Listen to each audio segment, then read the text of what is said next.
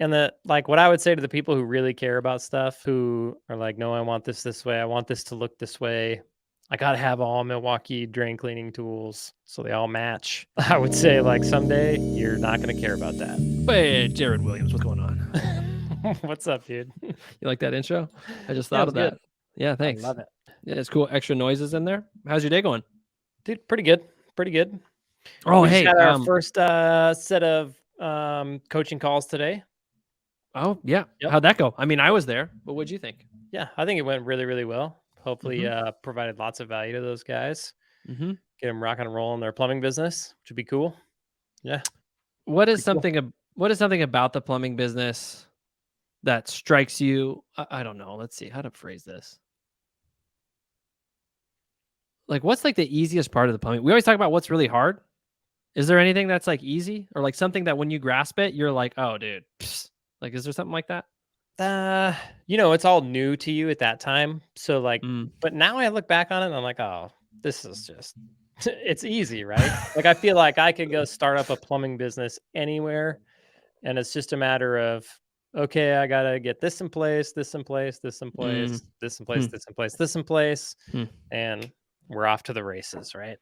Yeah, Like gotcha. once you understand it, it's really not that complicated. It's Yeah. just knowing what the different things are that you need to do and the different things you need to put in place, and Mm-hmm. then the correct order to put those in place, Mm. right? That's probably Yep. the biggest one. Like Yep. you can get all this free information all over the internet and you can try and piecemeal it all together. And I see this all the time, Mm-hmm.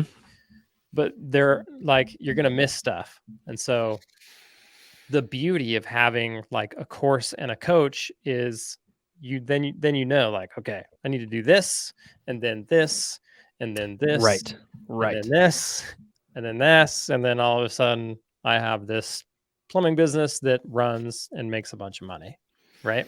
Yes. Yeah. Yeah. The order, because I get a lot of questions on like plum social sales calls and stuff about what should I do when and what should I do this, and that's so key because some guys come and they're like, I have money, like what should I do with it? Yeah. And that's when the coach can look at that person's like, I can't answer that question. Yeah. But a coach could, because the coach could be like, okay, so what are you doing? You're at this point. Oh, this is the next step for you to take. Yeah. And this is why you would take it. And it leads right into this step. Because exactly. if you mess up the order, I think that's when you start to backtrack and then Just causes you lots of headaches. yeah, lots of headaches. Yeah. Like for example, yes, please. I'll give you an example. Today on a coaching call, had a guy, he's got 3 people out billing, one guy almost ready to start billing, and he asked me, "When should I hire somebody to answer my phones?" My answer was yesterday, right? Because like I think if you're one truck Chuck and you're busy, the first person you should hire is somebody to answer your phone. Yeah. Because it just frees up your brain and makes you more productive. Gets that one thing out of the way, gives that person time to learn too, right? Yep. When that person only has to answer the phone for one person, it's a pretty easy job. Answer the Mhm. phone, manage the schedule. Mhm. They get really good at it. Then when you start bringing in more guys, you've already got somebody who's qualified to do it. Mhm. And it's just something that you don't have to do anymore. And it's literally the cheapest like hat that you can take off, right? Yeah, sure. Like I want you to like look at your business as in like there's all these different positions and I'm going to start like you're wearing all the hats in the beginning and you're going to start taking the hats off as you scale the ladder. That's the easiest hat to take off. It's the easiest hire, it's the cheapest hire. So hurry up and do it. So instead, in this example, this guy's probably spent the last who knows how long still answering his phone, still worrying about the schedule. Mhm. And he's wasted a bunch of his time that he could have been, spent on other areas of his business that need work, right? Mhm. So Mhm. there's an example, right?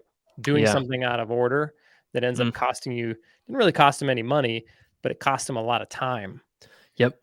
And that's almost more important than money at some Yeah. point, right? Especially because like I think my perception is that guys come to this realization like late, like man, like I just had a conversation yesterday. I was like, I've been doing this by myself for 10 years. And Oh you're yeah. like, dude, that guy wants to get out as fast as he can. Yep. because he's been doing it for 10 years and not really seeing a whole lot of fruits. He's not where you are in your position. Yep. And so for him, that's where somebody to come in and be like, dude, you can get there. And this is the way to do it. You Yeah. just have to actually believe that this is the way and how to do it. Yep. What's probably the biggest thing keeping somebody from being successful in any coaching program? From being successful in any coaching program, probably just not doing the things that they're told to do. Mm-hmm. You know, unfortunately, you see it all the time. People will Mm. come into a coaching program and the coach is where you want to be. Right. And he knows Mm-hmm. likely how to get there Mm-hmm. and the steps that he took. And he's likely coached other people and he's Mm-hmm. has seen them take steps. And so he has this pretty good plan put together of how you can get there. And then for you to go in there and be like, I don't think that's right. I'm going to do it this other way. Yeah. It's like stupid to me, right? And I don't know that people do it intentionally. I think Sure. Yeah. maybe they try what the coach said, but they missed a step or they Right. missed something in it. So it doesn't quite work as well.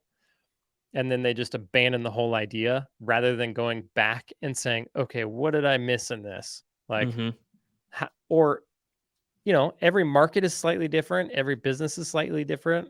So you do kind of have to adapt things Right. to where Right. you're at and what you're doing. Right. Right. So it's just a matter of being smart about it. Yeah. But And I would say the biggest thing that holds people back is just not doing what they're told to Mm-hmm. do, right? Mm-hmm. It's amazing how hard that step is with so many things. Is just doing the thing. Mm-hmm. Like I think all of us, I know I can identify with this, and I'm sure everybody listening to this podcast can identify with that. Where there's things that we know we should do, and we Yeah. just don't do them. And Yeah. we know, procrastination for me, I have a procrastination story. This one is everyone's gonna be like, this is the stupidest. This guy's an idiot because it's very idiotic.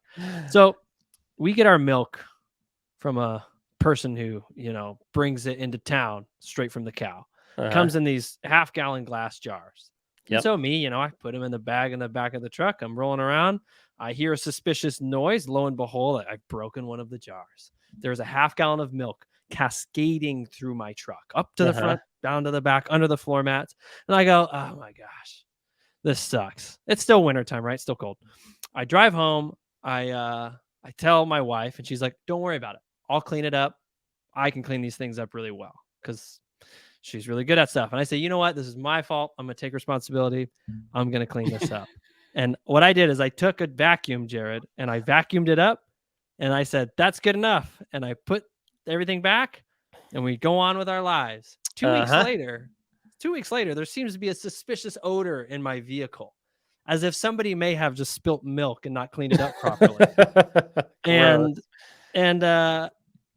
we blamed our daughter for leaving a cup in there, all this kind of stuff. But in reality, it was just me not doing the proper thing and letting my wife clean it. And it's less of a story of procrastination, but just more of I just didn't take advice. I didn't understand that the right way to go in this is to just have somebody do it properly. Yeah. Where my wife, she would have been like, oh yeah, I'll clean it up how it should be done. No problem. But I just said, no, I got this. I can do this better. I can figure this out. Yep. And it didn't work out. My truck still stinks. Have I ever told you about my should I hill? No. So growing a plumbing business, I think that you're going to have all these times where you're like, should I do this thing? Or should I buy another truck? Should I do more marketing? Or should I sign up with this marketing company? Or should I, right? Mm-hmm. And a lot of people, rather than doing it, will just live in this should I for a long time. And they'll think about it and they'll mull over it. And in reality, if you just said, if you find yourself asking yourself, should I do this? Should I? Chances are you should. Right. Right. And if you think that you should, if you're asking yourself that question, and chances are that you should, then you should just do it and jump over what I call the should I hill, right? Mm-hmm. The top of the hill is doing it. And on the other side is, was this a good decision or a bad decision? Sure. Right? Sure. But at least you Mm. jumped over the hill and now you can figure it out. Mhm.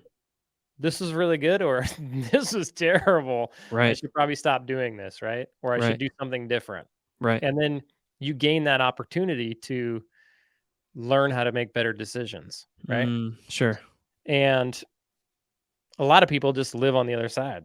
Should I? Should I? Should I? Should I? Should Sure. I? Like when I was Sure. growing my plumbing business, it wasn't all super awesome and everything worked out and I made all the right decisions and everything was like, I don't even know what to describe it to. It was like paradise, It was Yeah. not. Yeah. It Yeah. was like, oh crap, I screwed that up. Mhm. I should probably shouldn't do that again, right? Mhm. Or like Mhm.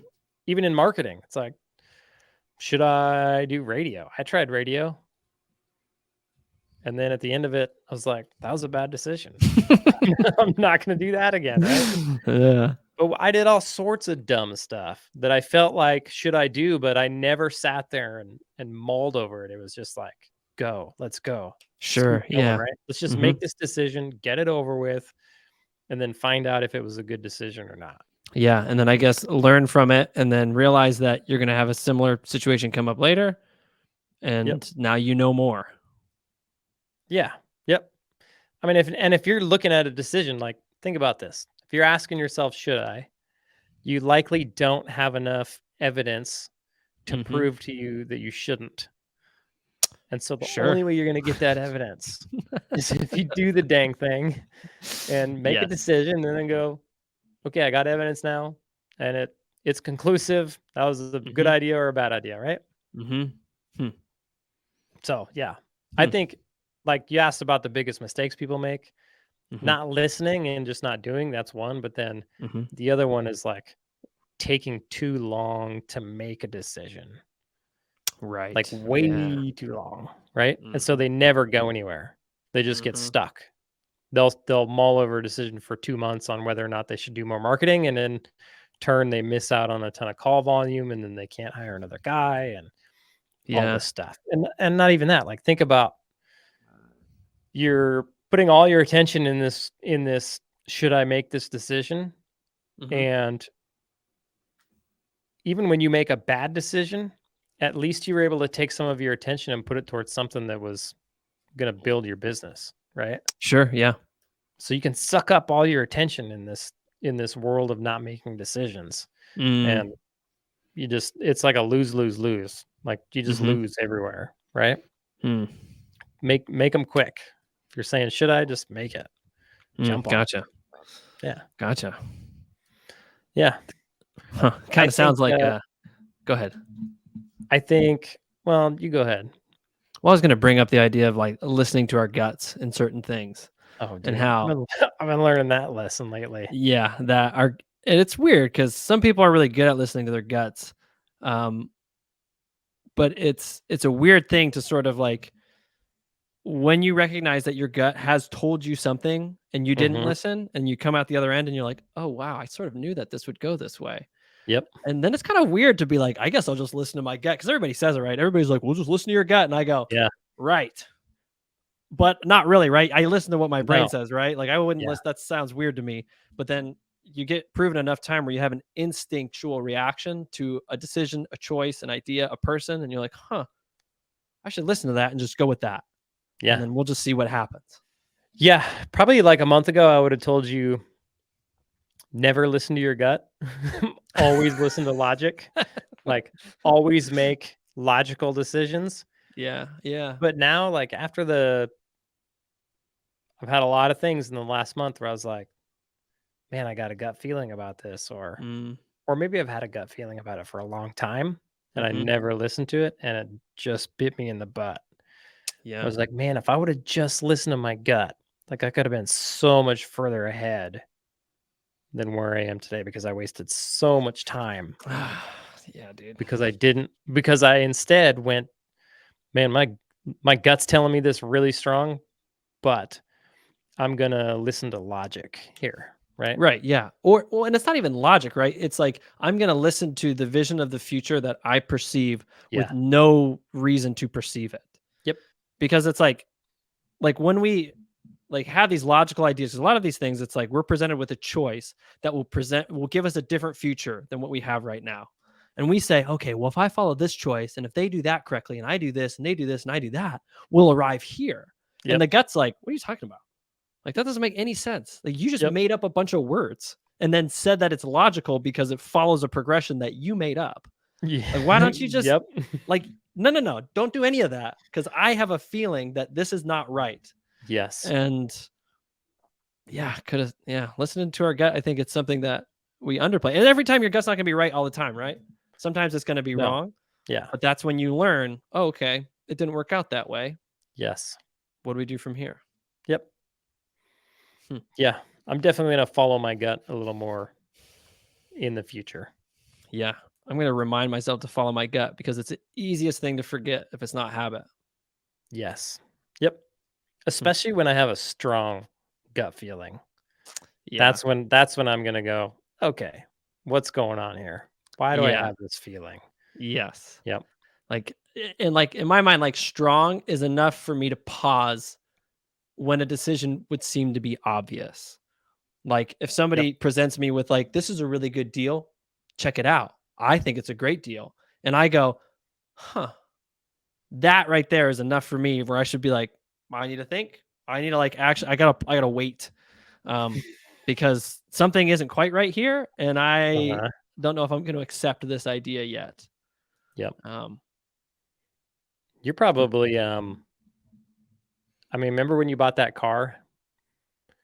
The sales guy was your best friend, and how expensive was your car? let's see. Oh, are you talking about my black whatever I had Chevrolet thing? I don't even know what it was. I just remember Yeah. you like walked out with a new car, Yeah, here's the funny and thing you about here's the and funny the thing guy about was that, your Jared. friend. Well, there was no gut feeling in that at all. There was no logic. That was just me being very naive and really like what I desired in that state was a new car. Didn't matter what it costed. I just Right. didn't want the car that I had. Right. And for no logical reason, the car was fine. It really was. I just wanted something different. And then Mhm. I ended up paying like 15,000 over market value for the car because I had to recoup the loan on the other one. And I Mhm. walked out like, cool, $26,000 valued car, and I'm paying 41,000 on the note. Like, cool, this is great. And like, it was just really, it taught me a lesson though, because after that, like, and the moment I realized that I made a mistake is when I was signing Mhm. at the final moment when he's like, all right, that's going to be 40,000. I was like, $40,000. That But you signed anyways? Yeah, well, I'm already signing as I'm thinking this, like, that doesn't sound right. Boop. Thank Yep. you. Have a good day. So, I mean, I learned a lot that day. Yeah. Um, just to be more careful. Well, like in that instance, you should use logic, right? Or what makes the most sense. Yes, and I instead of what my emotions are dictating me to do. Right. I think a lot of people do that in business as well, you know? Mm, They're like, "But I want this." But does that make sense? yeah, Like, and is that what's actually gonna work? usually those wants are shortcut wants. Like me wanting a new car by Mhm. going that way actually shortcutted a lot of other parts of my life just because it restricted me financially. Yeah. Forever, Yep. because the car, I could never sell it for anything close. So I was always going to be 15 grand in the hole with that vehicle. Right. Um, More so because the interest and whatnot. Yeah. But there's I get such a strong emotional pull. Yeah. Yeah. I get caught up in, like I like things to look good, Hmm. and so I get caught up in, like I remember growing my plumbing business, I wanted all the same van, exactly the same, Hmm. right? But then I couldn't get them anymore, and I was like, "Oh, I'm gonna have to wait a year for another van." Yeah. Yeah. And I was so stuck, like, that I wanted them all to look the same for no reason. It didn't do me any good. It was just something I wanted, right? Mm, That I waited, like, 3 or 4 months to go finally find another van, hmm. and I ended up buying a Ford and then a Dodge, and then I think now we got some box vans instead of the same Mercedes van, right? Right. Right. And now I could care less because I don't have to look at it, right? And at the end And of the day, the van's a van, and the person in it goes out and bills out, and they make me money. So who hmm. cares what kind of van you're in, Hmm. right? I mean, to an extent. Like you want it to be nice looking. Of course. Probably want it to be as big as possible so you can get it stickered and it looks cool. Mm-hmm. But yeah, I think people like they'll get caught up and they want things to look nice or they want a certain kind of style, right? For their Mm-hmm. company. Like maybe they want a dude style, like a cool style to them. But then at the end of Yeah. the day, it's like, Yeah. well, who are you designing your van for? Yeah. Like your van wrap and your logo should be designed for your customer. Your Mm-hmm. customer should be the one that likes it, not you, right? Yep. And that's sort of appreciating the tool for what its purpose is. Like, Yeah, I see that in social media where like businesses, plumbing business owners would be like, their social media is very important to them because it's tied to their personal identity. right. And they're like, man, it's got to look this way. And I want the post to be all like this. And from my standpoint, I'm like, listen, people aren't coming to your page because you're a plumbing company. And chances are they're not really going to be visiting your page. Right. If they're seeing your creative in their ads, that's good. But they're probably not going to just be like, oh, I'm just going to come to this page every day and like check out the flow, make sure everything is good and cohesive. And No. like you're doing that because it's your baby. And I get that. Yep. But honestly, the consumer doesn't care about it like you do. Nope. Just like your plumbing techs don't care about it like you do. Nope. And we can just get in our head like, no, it's got to be like this. It's got to be like this. And if it's not like this, my culture's going to not vibe. Yep. And like your guys show up and they're like, what culture? What are you talking about, dude? I'm just trying to go to work. Yeah. Like, I don't, what are you Yep. on? You're getting all weird on me. Yeah, and it's funny because like when you remove yourself from it, like when you're in my situation, I'm 4,000 miles away. I care about the business functioning, but I don't care about all those other little things anymore.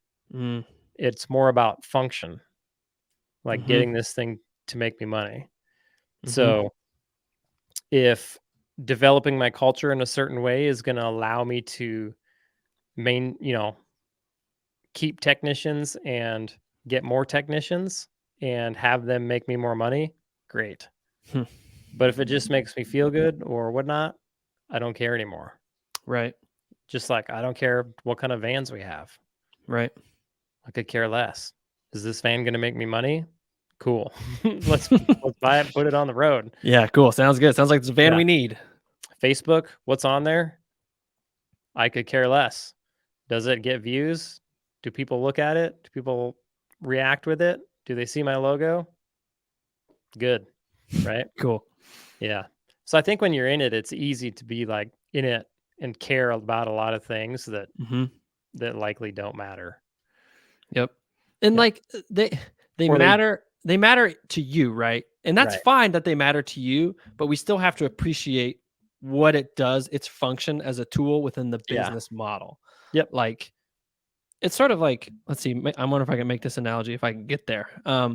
It's kind of like my personal Facebook page. It matters to me because it could be an expression of myself.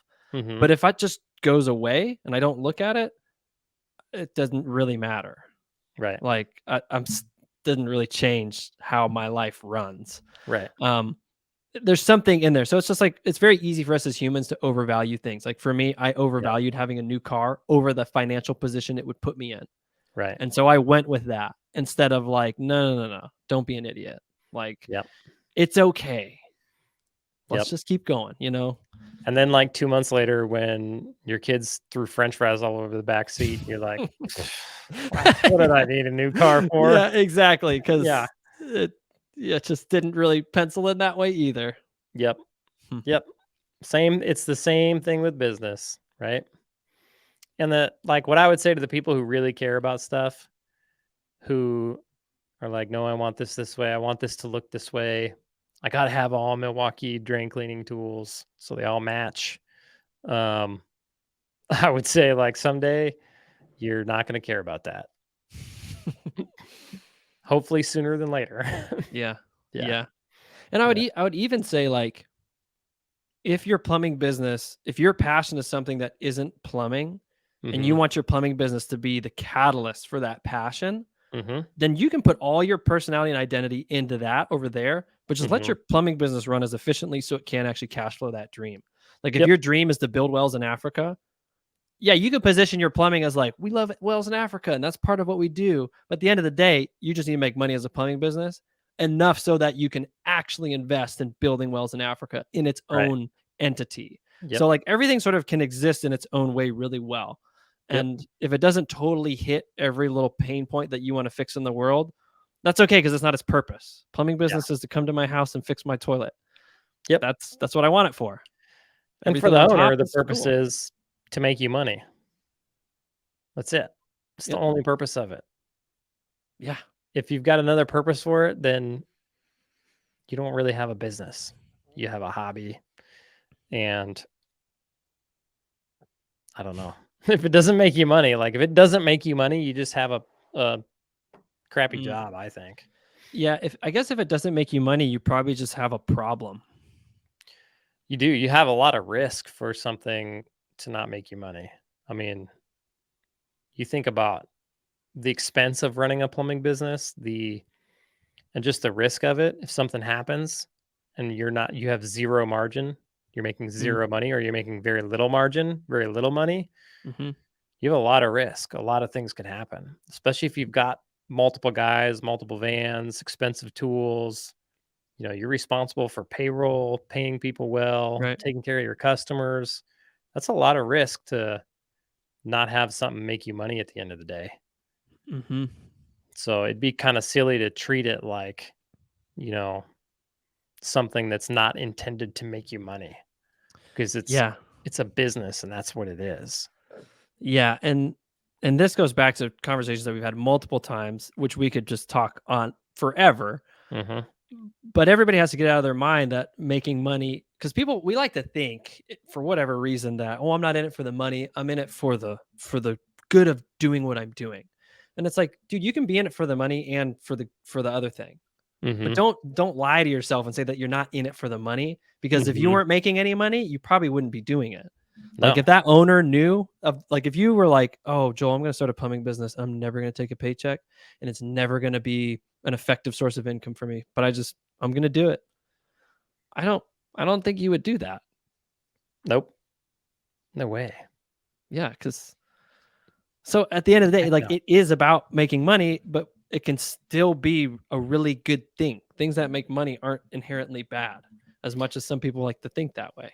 No, things that make money are great, because like then you can take good care of your employees, you can take good care of your customers, you can take care of your family, you can now provide opportunity for other people, you can now go donate to the things that you really care about, you can go fund other projects that you want to do, other businesses that maybe you're actually really passionate about that don't make money. You could go fund one of those now, and it Mhm. doesn't matter that it doesn't make money because you're making a ton of money over here. Mhm. Um, so businesses that make money I mean, it's what makes the world go round, in my opinion. Mhm. If none of the businesses made money and none of them could keep going and hire their employees and pay them well and take care of them and offer good products, we'd be in a terrible spot in the world. It's true. We wouldn't be where Yeah. we were right now. No, not at all. Hmm. Yeah. Well, I don't remember how this conversation started, but I felt like it was a good one. I liked it. All right. Me neither. Jared, thanks, man. Appreciate you as always. See you next All right. time. See you, boss.